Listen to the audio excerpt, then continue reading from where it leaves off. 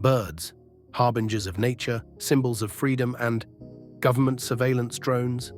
Could it be that some of the creatures we've admired for centuries are not what they seem? Today we're diving into the fascinating conspiracy theory that claims birds aren't real.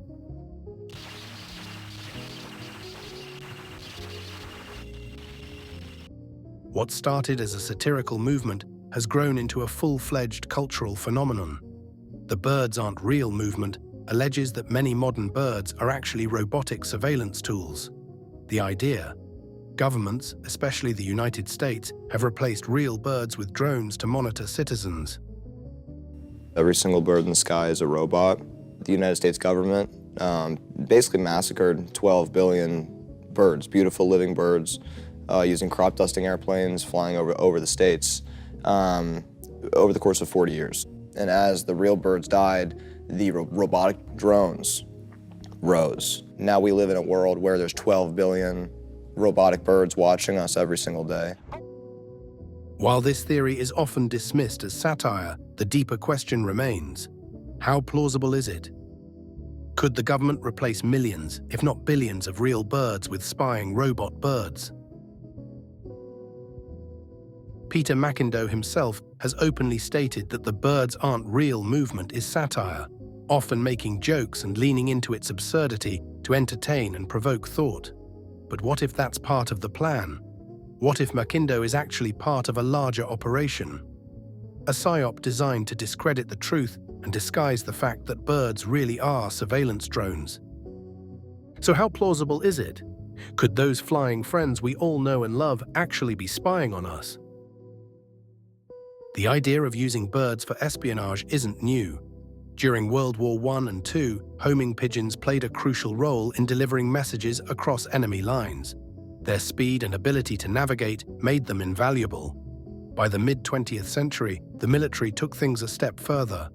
In the 1970s, the CIA developed Operation Tucana, training pigeons to carry small cameras for aerial reconnaissance.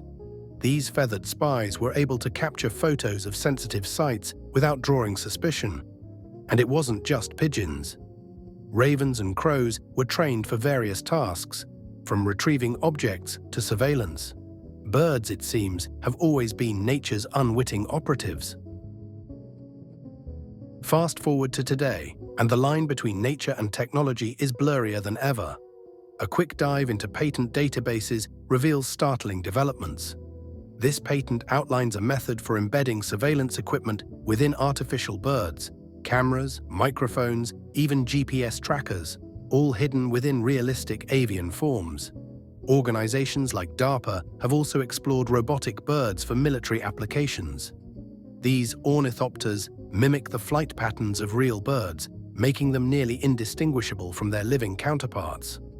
And it's not just birds. Robotic insects are another avenue of development. Imagine a mosquito drone capable of flying unnoticed into a room, recording conversations, or even collecting DNA.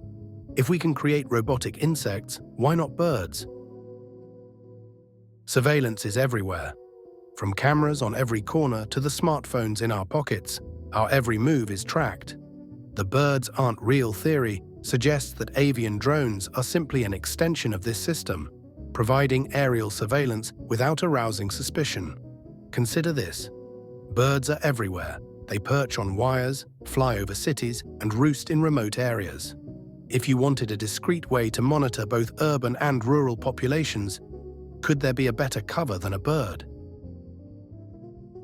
Are you enjoying the video?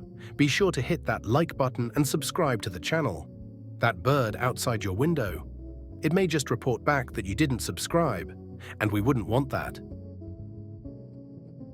The technology exists to create robotic birds, but replacing all real birds with drones. The logistics alone make it highly improbable. However, there's no denying that governments have experimented with using animals for surveillance. Could some birds be drones? It's not impossible. Critics argue that the sheer number of birds makes this theory implausible, but supporters counter that not all birds need to be drones, just enough to cover key areas.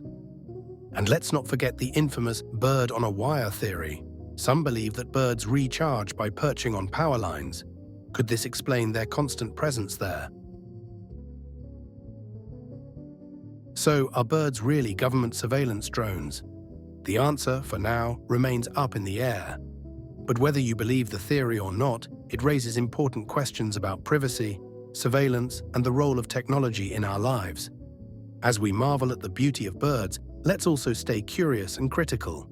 After all, in a world where the line between nature and technology is increasingly blurred, who's to say what's truly possible?